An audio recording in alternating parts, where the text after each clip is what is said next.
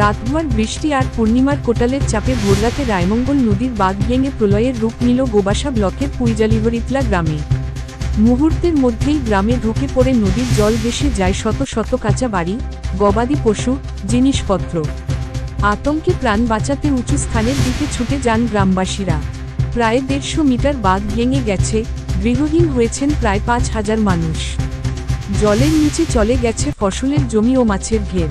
খবর পেয়ে দ্রুত ঘটনাস্থলে পৌঁছায় পুলিশ ও এনডিআরএফ টিম। রায়মঙ্গল নদীর বাঁধ ভাঙায় কি ক্ষতি হয়েছে? রায়মঙ্গল নদীর বাঁধ ভাঙায় এই মুহূর্তে প্রথমত আমাদের এই বাঁধ ভেঙে যে হাজার হাজার বিঘে জমিনের ধান ফলামুখে যে নষ্ট হয়ে গেছে, পুকুরের মাছ, গরু বাছুর, সাধারণ মানুষের ঘর বাড়ি, আরও বিভিন্ন রকম জিনিসপত্র, মানুষ প্রচণ্ড পরিমাণে একটা ক্ষতি হয়ে যাচ্ছে। এখন বর্তমান কি অবস্থা? এখন বর্তমান জল প্রচণ্ড বেগে ঢুকছে। এখন বেলা 2টো অবধি জল ঢুকবে। জল যে কত জোরে ঢুকবে এখন বোঝা যাচ্ছে না। এখন জল ঢুকছে, তবে পরে প্রচণ্ড বেগে জল ঢুকতেছে। এখন প্রশাসনের পক্ষ থেকে কি প্রশাসনের পক্ষ থেকে এই মুহূর্তে দেখছি স্বেচ্ছাসেবকরা এখানে আমাদের উপস্থিত আছে। গ্রাম পঞ্চায়েত প্রধান থেকে কিছু মানুষ নিয়ে দাঁড়িয়ে আছে কিছু পরিস্থিতি পরিকল্পনা চেষ্টা করার জন্য, কিন্তু দেখছি আমরা এখন আপনারা কি চাইছেন? আমরা এখন চাইছি এই জল কিভাবে নিকাশ করা যায়, মানুষের ক্ষতি যাতে না হয়, মানুষ সুস্থভাবে জীবনযাপন করতে পারে। মানুষের ক্ষতি আদি যেগুলো হয়েছে আমাদের সরকার যেন খুব ত্বরিত এখানে লক্ষ্য রাখে।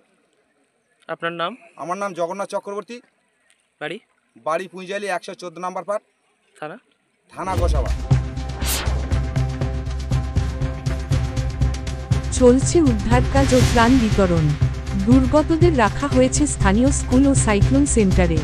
দেওয়া হচ্ছে শুকনো খাবার, বিশুদ্ধ জল ও ত্রিপল। তবু ক্ষোভ বাড়ছে মানুষের মধ্যে। তাদের অভিযোগ, বছরের পর বছর ধরে বাঁধ দুর্বল ছিল, তবুও প্রশাসন সংস্কার করেনি। আজ সেই গাফিলতিতেই ভেসে গেল তাদের জীবন জীবিকা। এখন শুধু চাই, এই দুঃসময় থেকে একটু নিরাপত্তা আর স্থায়ী সমাধান। সুন্দরবন থেকে মৃন্ময় নস্করের রিপোর্ট, জেলার বার্তা।